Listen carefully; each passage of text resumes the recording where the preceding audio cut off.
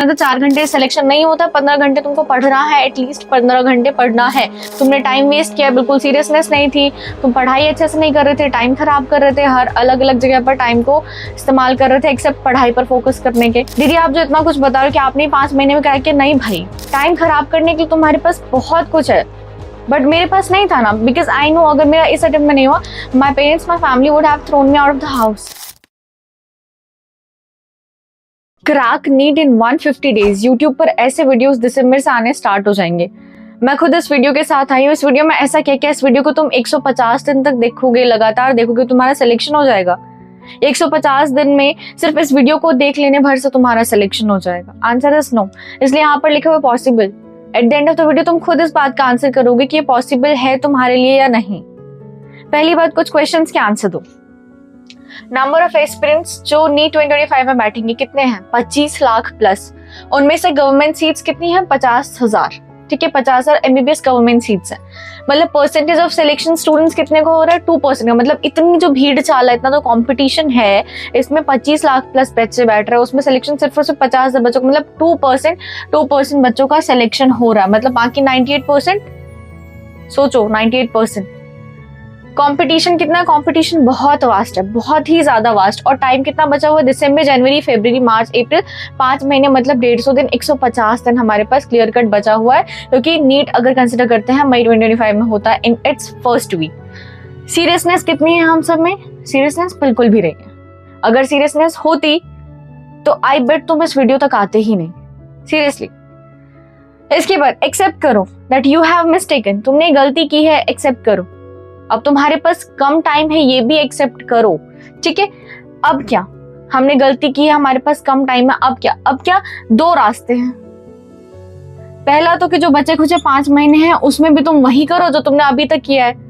तुमने time waste किया, बिल्कुल सीरियसनेस नहीं थी, तुम पढ़ाई अच्छे से नहीं कर रहे थे, टाइम खराब कर रहे थे, हर अलग अलग जगह पर टाइम को इस्तेमाल कर रहे थे एक्सेप्ट पढ़ाई पर फोकस करने के। दूसरा रास्ता कि 5 महीने ही है, ईमानदारी से जी जान लाकर 15-15 घंटे डेली पढ़ो, रोज पढ़ो। जैसा मैं वीडियो में बता रही हूँ, मैंने पूरा हर सब्जेक्ट का चैप्टर वाइज डिवीजन करके दिया हुआ है कि चैप्टर कितने डेज में करना है, कौन से टीचर से पढ़ना है, कौन सी बुक्स लगानी है, कितने क्वेश्चंस लगाने, किसके एनसीईआरटी पढ़नी है, किसके एनसीईआरटी नहीं पढ़नी, किसके एनसीईआरटी क्वेश्चंस लगाना है, किसने सिलेबस को कितने टाइम पीरियड में कंप्लीट करना है, सब कुछ is there in the video.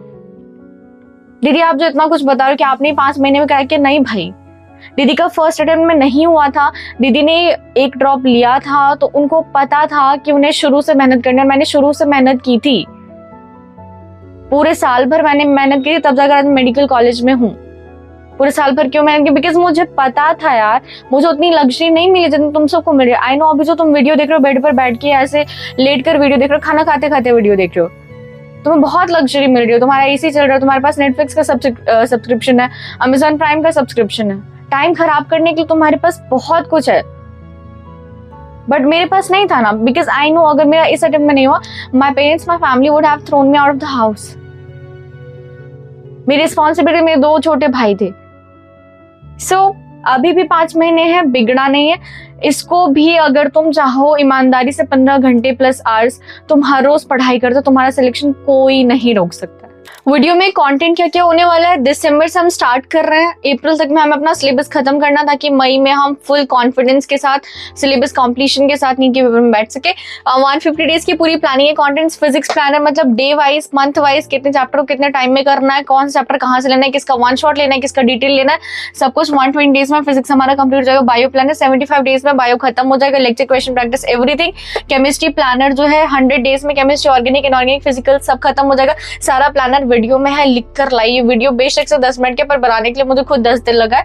Syllabus completion March and तक तुम्हारा हो जाएगा ये तीनों का, अगर हर दिन 15 घंटे पढ़ते हो तो। अगर अभी तुम पूरे हर दिन 4 घंटे पढ़कर सिलेक्शन होता है तो लेकर आओ भाई सिलेक्शन, फिर मुझे नहीं पता। टाइम टेबल तुम्हें मैं दूंगी, lecture, question, practice, revision, test कहाँ से करना है, कैसे करना है, मैं बता रही हूँ। Hard work plus consistency plus smart work is equal to MBBS. सबसे पहला point, time table. Time table का बहुत बच्चों का कंफ्यूजन है, तो 4 घंटे सिलेक्शन नहीं होता, 15 घंटे तुमको पढ़ना है, एटलीस्ट 15 घंटे पढ़ना है। उसमें भी 3 + 3 + 3 प्लस में 6। 3 में क्या? फिजिक्स, ये केमिस्ट्री, ये बायो। जिसमें कि 3 आवर्स में से तुमको 2 आवर लेक्चर को देना है, 1 आवर उस लेक्चर का जो क्लास नोट्स क्वेश्चन है या क्वेश्चन प्रैक्टिस है, उस टाइम पर एनसीईआरटी के अगर टॉपिक वाइज क्वेश्चन कर रहे हो या उस टाइम पर उस टॉपिक के पीवाईक्यू करो, that will be your 1 hour, ठीक है। तो 2+1, 2 आवर लेक्चर को देना है, 1 आवर तुम्हारा क्वेश्चन प्रैक्टिस को देना। तो यहाँ पर फिजिक्स का 1 आवर क्वेश्चन प्रैक्टिस हो गया, केमिस्ट्री का 1 आवर क्वेश्चन प्रैक्टिस हो गया, बायो का 1 आवर क्वेश्चन प्रैक्टिस हो गया। मतलब तुमने 6 घंटे लेक्चर ले लिए, 3 घंटे क्वेश्चन प्रैक्टिस भी कर ली। इसके अलावा ये जो 6 घंटे, इस 6 घंटे में तुमको एनसीईआरटी लगानी है, पीवाईक्यू लगाने हैं, डीपीपी मॉड्यूल के क्वेश्चंस लगाने हैं। क्वेश्चन तुम जितना ज्यादा करते हो ना, हर सब्जेक्ट में, हर चैप्टर में, एक चैप्टर का मिनिमम 200-250 क्वेश्चन तुमको करना है, उस पर ग्रिप बनानी है। तो सारा क्वेश्चन प्रैक्टिस तुम्हारा इसमें होगा। इसके अलावा टेस्ट की प्रिपरेशन, रिवीजन, सब कुछ तुम इसी 6 घंटे में करोगे। ये तुम्हारा सेल्फ स्टडी में काउंट होगा। टाइम टेबल इतना है, इसके अलावा कोई और खिचड़ी टाइम टेबल में नहीं पकाना है। अब ये प्लानर ले लो। वीडियो में आगे फिजिक्स, केमिस्ट्री, बायो तीनों को कैसे करना है डे वाइज प्लानर है। लेकिन इमेजिन अ सिचुएशन, तुमने सिलेबस कंप्लीट कर लिया, रिवाइज भी कर लिया है, एनसीईआरटी भी पढ़ ली, क्लास नोट से क्वेश्चन भी लगा लिया, बट फिर भी तुम्हारा सिलेक्शन रुक जाए तो कहाँ पे गलती कि तुमने एक प्रॉपर टेस्ट सीरीज ज्वाइन नहीं की थी। दीदी आपने की थी क्या? हाँ, मैंने ऑफलाइन पीडब्ल्यू की टेस्ट सीरीज ज्वाइन की थी। अगर तुम्हें भी पीडब्ल्यू करना है तो पीडब्ल्यू रियल टेस्ट सीरीज तुम ज्वाइन कर सकते हो। फीचर्स क्या है? तो रियल, नाम में ही रियल आ रहा है, बिल्कुल सेंटर जैसी फीलिंग आएगी। नीट के सेंटर पर तुम जाते हो, एडमिट कार्ड फॉर्म फिल करते हो, वैसा वाला सेम यहाँ पर भी तुम्हें फील आएगा। फीचर्स क्या है? 11th क्लास में 12 टेस्ट है और 12th क्लास और ड्रॉपर के लिए 15 टेस्ट है, जिनमें से 6 ऑफलाइन, 9 ऑनलाइन। ऑफलाइन आप सेंटर पे जाकर, वो इन्विजिलेटर सेंटर पे जाकर फॉर्म फिल करना है, एडमिट कार्ड कलेक्ट करना है। इतने बच्चों की भीड़ में, प्रेशर में, इन्विजिलेटर के सामने आपको एग्जाम पेपर ऑफलाइन मैनर में अटेम्प्ट करना है, OMR के साथ। और प्राइस की बात करें तो 2499 for 11th, 3999 for 12th and dropper. अगर 600 का डिस्काउंट है तो can use the code JHA11 for 11th and JHA12 for 12th and dropper class की, ड्रॉपर की टेस्ट सीरीज ज्वाइन करने के लिए। अगर कोई टेस्ट छूट जाता है तुम्हारा, तुम उसको दोबारा दे सकते हो। 15 दिसंबर को नेक्स्ट टेस्ट होने वाला है यहाँ पर, तो जल्दी से जाकर एनरोल कर लो and share me your test के मार्क। स्टार्ट करते हैं फिजिक्स से। फिजिक्स में 28 चैप्टर्स है, 11-12 दोनों का मिलाकर 4.5 महीने में फिजिक्स का हमारा सिलेबस कंप्लीट हो जाएगा, लेक्चर्स, क्वेश्चन प्रैक्टिस। और बाकी जो आधा महीना है उसमें हम फुल सिलेबस फिजिक्स का चैप्टर वाइज टेस्ट भी, इसके साथ साथ फुल सिलेबस पूरा 28 चैप्टर का भी इकट्ठा टेस्ट देंगे हम एक साथ, ठीक है। ये रहा तुम्हारा डिटेल लेक्चर्स कौन कौन सा लेना है, 1 शॉट कौन कौन सा लेना है। इससे पहले देखते हैं फिजिक्स को पढ़ना कैसा। अभी तक हमको फिजिक्स में कुछ भी नहीं आता, हम बहुत ही बड़े भोंदू। अब हमें फिर से शुरू कर रहा है क्योंकि 5 महीने बचे और इसी बार में नीट क्रैक करना है। सबसे पहले हमें फिजिक्स का लेक्चर लेना है। अब लेक्चर कहाँ से ले? तो लेक्चर के लिए देखो 1 शॉट फिजिक्स, ये नहीं कि सारा तुम पूरा फिजिक्स का सिलेबस सिर्फ और सिर्फ 1 शॉट से कंप्लीट कर लो, कुछ समझ में नहीं है क्योंकि कुछ बेस मेकिंग चैप्टर्स होते हैं, लंबे चैप्टर्स होते हैं, जिनका डिटेल लेक्चर लेना ही पड़ेगा। तो ये रहा तुम्हारे पास जिसके लिए तुम्हें डिटेल लेक्चर्स लेना है। ये रहा तुम्हारे पास जिसके लिए तुम्हें 1 शॉट लेक्चर लेना है। 1 शॉट कहाँ से लेना? उम्मीद बैच पर, जो कंपटीशन वाला चैनल है यूट्यूब पर, वहां पर उम्मीद बैच करके आया हुआ, 2-3 उम्मीद आ चुके हैं, तो वहां पर अलग से तुम पढ़ सकते हो। या फिर किसी भी टीचर का 1 शॉट तुम ले सकते हो जिससे तुमको समझ में आता हो। Detail lectures if you are enrolled in any of the batches, ठीक है। लेक्चर ले लिया हमने। लेक्चर के साथ साथ क्या हमें लेक्चर में अब जो टीचर्स क्लास नोट्स करवा रहे हैं, लिखवा रहे हैं अपने डीपीपी स्लाइड्स में लेकर, वो सारा हमको छापना नहीं, नोट्स अब नहीं बनाना है। 5 महीने बचे, याद रखो, अब नोट्स नहीं बनाना है। तो फिर हम क्या करें? सिर्फ DDLG की तरह लेक्चर को देख लेना है? नहीं, लेक्चर हम देख रहे, लेक्चर में जितने फॉर्मूलाज टीचर्स लिखवा रहे हैं, जितने ट्रिक्स टीचर लिखवा रहे हैं, उन सबको कॉपी निकालो या 2-3 पेजेस निकालो और 2-3-4 पेजेस में उस पर पूरे चैप्टर को कंसाइज करके formula chart, formula sheet at the spot साथ साथ बनाओ। यही तुम्हारे नोट्स है, यही तुम्हारे शॉर्ट नोट्स है, ठीक है। बाकी क्लास नोट से कुछ ऐसे क्वेश्चन जो इंपॉर्टेंट है, तुमसे पहली बार में नहीं बने या ट्रिकी थे, उसको मार्क करके रख लो और जब रिवाइज करोगे तो उसको दोबारा से तुमको रिवाइज करना, वो मार्क किया वो तुम्हारे पास है।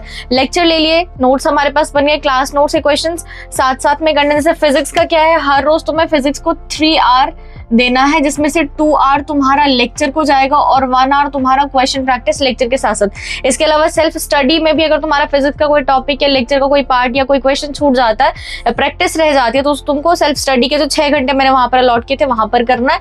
हमने क्वेश्चन प्रैक्टिस भी कर लिया। फिजिक्स के लिए एनसीईआरटी नहीं पढ़नी है, फिजिक्स की एनसीईआरटी नहीं पढ़नी है, ठीक है। अगर तुम बहुत ही ज्यादा बहुत ही ज्यादा एक्सपर्ट हो जाते हैं फिजिक्स में, तब मैं बोलूंगी कि पेपर से 10-15 दिन पहले फिजिक्स की एनसीईआरटी पढ़ना, अदरवाइज नो नीड। फिजिक्स के एक्सरसाइज से क्वेश्चंस भी नहीं लगाना है। अब बाकी तुमने लेक्चर ले लिया है, शॉर्ट नोट्स बन गए, क्वेश्चन प्रैक्टिस क्लास नोट से कर लिया। पीवाईक्यू तुम्हें करना है, पीवाईक्यू करना मस्ट है। अगर तुम पीवाईक्यू छोड़कर जाओ तो मतलब अपनी सीट खो रहे हो, ठीक है। इसके अलावा तुम्हें मॉड्यूल डीपीपी जहां से क्वेश्चन मिलते हैं, हर चैप्टर का 200-250 क्वेश्चन मिनिमम तुमको प्रैक्टिस करना है और उसी क्वेश्चन को बार बार उसी को रिवाइज करना है, नए नए क्वेश्चन बार बार बार ट्राई नहीं करना, और टेस्ट देना है चैप्टर खत्म हो जाने के बाद, चैप्टर वाइज टेस्ट देना है। अगर 3 4 5 6 चैप्टर्स ऐसे करके हो रहे तो 4 4 5 5 चैप्टर्स का सामूहिक टेस्ट देना है, ठीक है। और इसका स्क्रीनशॉट तुमने ले लिया। हाँ, बहुत सारे बच्चे बोलेंगे कि दीदी हम पीवाईक्यू कौन सी ले। अगर तुम्हारे पास पीवाईक्यू कोई भी बुक है वहां से पीवाईक्यू प्रैक्टिस करो। मैंने अपने टाइम पर तो ओसवाल 35 इयर्स की बुक खरीदी थी, बाकी अभी शायद 37 इयर्स की, मैं तुमसे 2 ईयर सीनियर हो गई हूँ। ओसवाल 37 इयर्स के तुम खरीद सकते हो। फिजिक्स की, केमिस्ट्री की, बायो की, तीनों की भी खासियत क्या है, जैसे कि न्यूटन्स लॉ ऑफ मोशन का हमने डिटेल लेक्चर लिया, हमने आज कोई टॉपिक कंप्लीट किया। सो हमने Newton's law of motion chapter complete किया। सबसे पहली बात है यहाँ पर जो है ट्रेंड एनालिसिस दे रखा है तुम्हारे पास। ट्रेंड एनालिसिस के न्यूटन्स लॉ ऑफ मोशन में 2017 में कितने क्वेश्चन है, 2018 न्यूटन्स लॉ ऑफ मोशन मैंने यहाँ पर 10 दिन अलॉट किया क्योंकि बेस मेकिंग चैप्टर है, बट यहाँ से नीट में जो क्वेश्चन है हर साल 1 या 2 ही पूछ जाता है इस चैप्टर से, ठीक है। इसके अलावा टॉपिक वाइज यहाँ पर क्वेश्चन तुम्हें सारे पीवाईक्यू मिल जाएंगे, उनका आंसर की मिल जाएगी, उनका आंसर सोल्यूशन मिल जाएगा पीछे में। और इसके साथ साथ जो सबसे इंपॉर्टेंट बात है कि वो आंसर की या वो क्वेश्चन कहाँ से एनसीईआरटी में किसी कॉन्सेप्ट से फ्रेम किया गया है, किसी एनसीईआरटी में दिए गए फॉर्मेट से फ्रेम किया गया, वो यहाँ पर एंड में आंसर की में मेंशन होता है डिटेल सोल्यूशन में, तुम खरीद सकते हो, लिंक मिल डिस्क्रिप्शन। अब हम केमिस्ट्री देखते हैं, हम बायो देखेंगे। इसके बाद देखते हैं केमिस्ट्री। केमिस्ट्री में वैसे सिलेबस बहुत ज्यादा रिड्यूस हो गया है। ऑर्गेनिक केमिस्ट्री में ये रहा हमारा सिलेबस, इनऑर्गेनिक का ये रहा, फिजिकल केमिस्ट्री का ये रहा। केमिस्ट्री को अप्रोच कैसे करना है केमिस्ट्री में, देखो ऑर्गेनिक केमिस्ट्री के लिए 1 शॉट यूज करना है, इनऑर्गेनिक केमिस्ट्री के लिए भी 1 शॉट यूज करना है, physical chemistry is like physics, इसके लिए तुम्हें डिटेल लेक्चर्स लेना है। इसको मैं नहीं बोलूंगी 1 शॉट, बिकॉज 1 शॉट में इतना लंबा लंबा चैप्टर फिजिकल केमिस्ट्री का डाइजेस्ट ही नहीं होगा, ना समझ में आएगा। अब करना कैसे, सबसे पहले हमें लेक्चर ले, चाहे 1 शॉट लो चाहे डिटेल लो, हर दिन तुम्हें 2 घंटे लेक्चर लेने हैं केमिस्ट्री के। हर दिन 2 घंटे केमिस्ट्री के लेक्चर लेने, 2 घंटे बायो के, 2 घंटे फिजिक्स के। पर 2 घंटे केमिस्ट्री के लेक्चर समझने में 3 घंटे लग जाते हैं, इसलिए लेक्चर को मैं बोलूंगी 3 घंटे। बट ये लेक्चर तुम्हारा एक्टिव लर्निंग में आना चाहिए, मतलब कि 3 घंटे में 2 घंटे तुम लेक्चर ले रहे हो और 1 घंटा तुम लेक्चर की ही क्लास नोट के क्वेश्चन साथ साथ में पॉज करके, वीडियो को पॉज करके साथ साथ में समझ के कर रहे हो, ठीक है। लेक्चर हो जाने के बाद नोट्स बनाने के। ऑर्गेनिक केमिस्ट्री में सिर्फ और सिर्फ तुम रिएक्शन चार्ट बनाओगे, ठीक है। इनऑर्गेनिक केमिस्ट्री में नोट्स नहीं बनाने, there is no need of notes in inorganic chemistry. यहाँ पर तुम्हें अगर कोई एक्स्ट्रा पॉइंट टीचर लगता है लिखवा रहा है तो तुम एनसीईआरटी में साइड में लिख लो, जितनी बार रिवीजन करने का मन करे बस यहाँ इसी को इसके एनसीईआरटी को पढ़ लेना, वही तुम्हारा रिवीजन है, बिकॉज एनसीईआरटी की डायरेक्टली लाइन से क्वेश्चन आएगा। फिजिकल केमिस्ट्री में नोट्स फिर से वो लंबे लंबे नोट्स नहीं बनाने, फालतू इलस्ट्रेशन अपनी कॉपी में भरकर नहीं करना, बिकॉज 5 महीने बचा है, उसमें हमको सिलेबस को कंप्लीट भी करना है, रिवीजन भी करना है, टेस्ट भी लगाना, तो नोट्स में टाइम नहीं खपाना है। लेक्चर लो, लेक्चर के साथ साथ बस फॉर्मुला चार्ट्स बनाते जाओ, जिस चैप्टर में देते जाते फॉर्मुलाज उसको साथ साथ में अपने कॉपी में या 3 4 5 पन्नों में कंसाइज करके लिखने की कोशिश करो, ताकि एंड मोमेंट पर रिवीजन करने में ईजी रहे।